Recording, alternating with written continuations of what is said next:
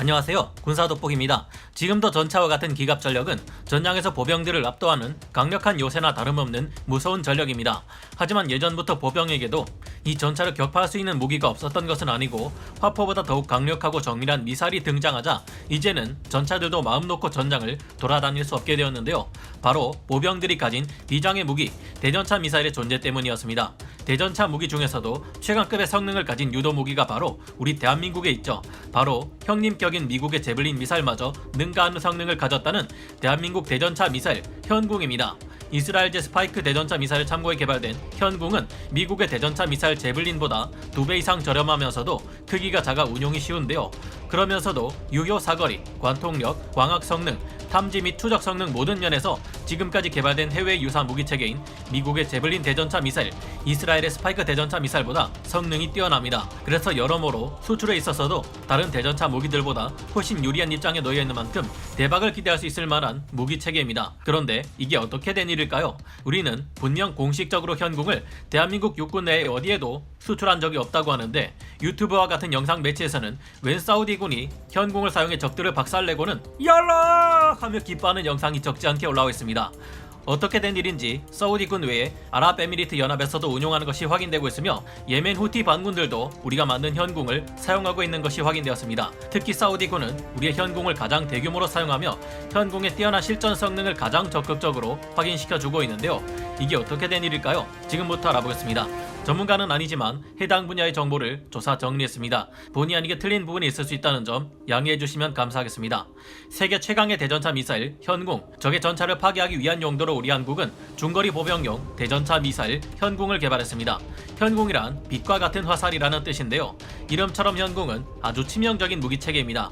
이스라엘제 스파이크 대전차 미사일을 참고해 개발된 현궁은 90mm, 106mm 무반동 총, 메티스-M, 토우 등 노후화된 보병용 대전차 화기에 대체를 목표로 개발되었는데요. 기존의 노후된 대전차 화기에 대비해 주 야간 사격이 가능하고 유효 사거리와 관통력이 훨씬 뛰어납니다. 또한 미국제 제블린 대전차 미사일보다 가볍고 소형화되어 있어 개인이 휴대하거나 소형 전술 차량 등에 탑재해 적 전차에 취약한 상부 혹은 정면 공격이 가능해 전차에 맞서는 보병의 최종 병기, 전차의 천적이라 불릴 만한데요. 현궁이 무서운 이유는 파이어 앤 포겟이 가능한 3세대 대전차 미사일이란 점입니다. 현궁을 통해 전차의 유도 미사일을 발사하고 전차의 반격에 당하지 않도록 즉시 그 자리를 피할 수 있다는 것인데요. 이렇게 해도 현궁은 소형 고성능 전자광학 장비와 지상기동 표적 추적 기법 기술을 갖추고 있어 스스로 알아서 적을 찾아 유도되어 날아가게 됩니다. 엄폐물에 잘 끼고 이동할 경우 이렇게 하면 적 전차는 현궁 대전차 미사일을 운용하는 아군의 보병이 정확히 어디에 있는지 찾기 어려울 수 있습니다. 지상에서 발사할 경우 현궁 대전차 미사일의 사정거리는 약 2.5km에서 3km이며 약 900mm의 전차 장갑을 관통할 수 있는데요. 길이는 1.5m 정도의 미사일과 체계 전체 중량을 모두 합해도 약 18kg 정도라 동급의 해외 무기체계보다 가볍습니다. 물론 저희에게 이걸 들고 행군을 하라고 하면 절대 가볍다는 말은 안 나오겠지만요. 현궁이 전차의 무서운 천적이 될 수 있는 이유는 전차에게 매우 치명적인 탑어택 모드를 선택 가능하기 때문입니다. 미국의 대전차 미사일 FGM-148 제블린처럼 퉁 하고 쏘면 그대로 날아가지 않고 하늘을 향해 확 솟구쳤다가 적의 전차 머리 위에 쾅 하고 내리꽂히는 것입니다. 이런 공격이 가능하기에 굳이 미사일을 무겁게 만들어 관통력을 극대화시키지 않아도 현존하는 모든 전차들을 마하 1.7의 속도로 한 방에 박살내버릴 수 있는 것이 현궁인데요. 미국의 제블린 미사일 또한 이와 같은 탑어택이 가능하기는 하지만 한 가지 심각한 문제가 있었습니다. 콜 오브 듀티 시리즈 같은 FPS 게임에서야 발사기를 들고 잠깐 목표물에 조준점을 걸고 몇 초 기다리면 금방 발사할 수 있었던 제블린이 실제로는 조준기의 냉각부터 30초 정도의 긴 시간이 걸린다는 것입니다. 제블린을 쏘고 나서 100% 맞으면 좋겠지만 이게 언제나 맞는 것도 아니고 목표가 한 대가 아닌 여러 대일 경우 다시 쏘기 위해 재장전을 해야 하는데요. 앞서 말했듯이 미사일 무게가 하도 무거워서 숙련된 사수가 20초 걸려서 장전할 정도로 제블린 대전차 미사일은 장전이 복잡하고 오래 걸립니다. 이라크 같은 사막 국가에서는 후덥지근한 주변 환경과 높은 기온으로 인해 이보다 더 걸리는 경우까지 종종 생긴다고 하는데요. 그나마 시커 모드로 냉각했을 때는 얼마 안 걸린다고 하며 서멀 열상 모드가 30초나 되는 시간을 잡아먹는다고 합니다. 실제로 이라크 전쟁 초기인 데베카 전투 당시 그린베레의 태스크포스 바이킹이 이 무기를 처음 쐈는데요. 당시 경험이 없었던 탓에 미 그린베레 대원은 광학 화면 모드로 하면 얼마 안 걸릴 것을 계속 서멀 모드로 조준하고 30초를 기다리고 있었다고 합니다. 당장 이라크군의 T-55 전차와 MT-LB의 궤도에 짓밟히게 생겼는데도 묵묵히 30초를 기다린 선례도 있다고 하는데요. 그래서 현궁은 재장전부터 발사까지 걸리는 시간을 단축했습니다. 이를 위해 현궁은 제블린이나 스파이크 대전차 미사일과 약간 다른 비냉각식 적외선 CCD와 가시광 카메라의 조합을 사용했는데요. 주간에 있는 정밀도가 낮은 비냉각식 적외선 센서를 고화질의 가시광 센서로 보좌하고 있기 때문에 제블린이나 토우, 메티스와는 달리 현궁은 라곤, 발사하고 바로 쏠 수 있습니다. 밤에는 지열이나 태양 같은 방해 요소가 줄어들기에 열상 모드를 사용해도 큰 문제가 없기에 이런 식으로 사용한다고 하는데요. 현궁이 전차에게 무서운 무기인 또 한 가지 이유는 텐넘 탄두라고도 불리는 이중 성형 작약 탄두를 사용하기 때문입니다. 현대 전차들은 블럭 형태의 장갑판 껍데기 안에 둔감한 화약이나 기밀 재료를 샌드위치처럼 끼워 넣어 만든 장갑을 방어력을 높이기 위해 사용하는데요. 사진에서 전차들의 뭔가 덕지덕지 달라붙어 있는 것들이 보이실 텐데 이것이 반응 장갑입니다. 적의 포탄이나 미사일이 이 반응 장갑으로 날아오면 반응 장갑 안에 화약이 터지면서 그 폭발력으로 적 포탄을 밀어내는 것인데요.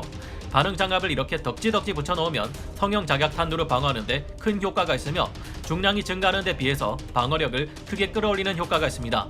반응 장갑을 단 전차는 대전차 고폭탄을 상대로는 1톤가량의 반응 장갑을 부착할 시 약 10톤 정도의 장갑을 늘리는 것과 대등한 뛰어난 효과를 얻을 수 있습니다.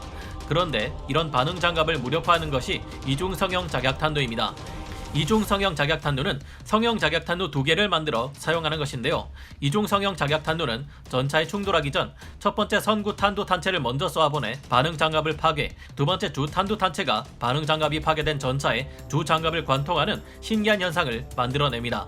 현궁 대전차 미사일은 전차뿐만 아니라 적의 엄폐호 안에 있는 콜라캔만한 표적을 공격할 수도 있고 한정적이기는 해도 헬기를 공격할 수 있는 능력까지 보유하고 있어서 그야말로 전차 잡는 보병의 최강 무기라 할 수 있는데요. 발사될 때는 사출 모터를 사용하고 그 다음 미사일의 추진부가 점화되기 때문에 로켓의 화염이나 충격으로부터 사수를 보호해주기도 합니다. 그런데 이런 현궁이 아직까지는 이상하게도 공식적인 수출이 없는 상태입니다. 그런데 이상한 곳에서 우리 현궁 대전차 미사일이 사용되는 것이 포착되었는데요. 수출한 적도 없는 현궁을 사우디군이 신나게 사용하고 있다. 여러분도 군사 분야에 관심이 있으신 분들은 아마 유튜브나 인터넷의 영상 스트리밍 플랫폼 등에서 사우디군 병사들이나 예멘의 후티 반군들이 우리가 만든 현궁 대전차 미사일로 적 병력을 정확히 타격하고 환호하는 모습을 보셨을 겁니다. 이런 점을 보아 아마도 비공식적으로 사우디아라비아와 아랍에미리트 연합 등에 아무래도 우리의 현궁이 다수 수출된 것으로 보여집니다. 어떤 국가들은 인접국의 분쟁 여파로 타국에서 무기를 수출한다는 것을 밝히기 꺼려하거나 반군